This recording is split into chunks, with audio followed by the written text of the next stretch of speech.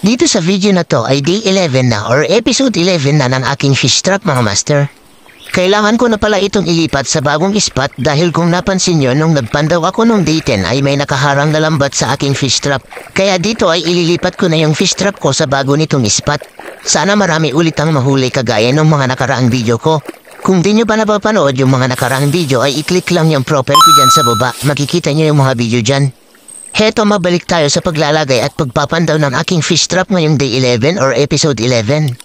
Siya nga pala, same process ulit ang aking gagawin. Ilalagay ko lang ulit sa ilalim ng kangkong o kaya sa ilalim ng water lily.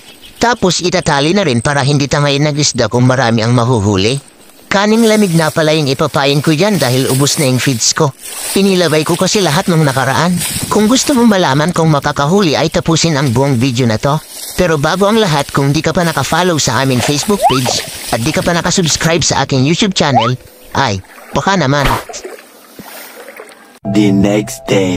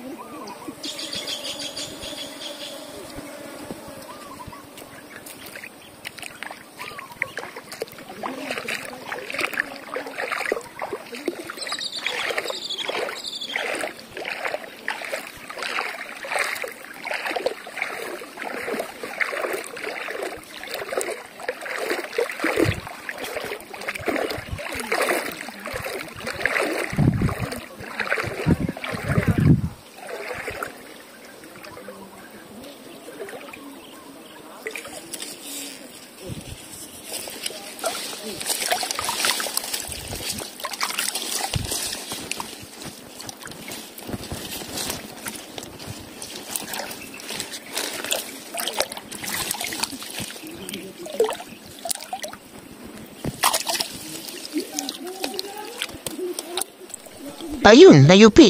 May nahuli naman dalawa, kaso sira na yung fish trap ko.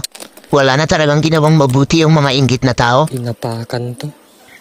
Sabi na nila, pag inggit, pikit. Kailangan ko na talagang ilipat sa ibang spot. Pero kaayusin ko muna dahil talagang sira na.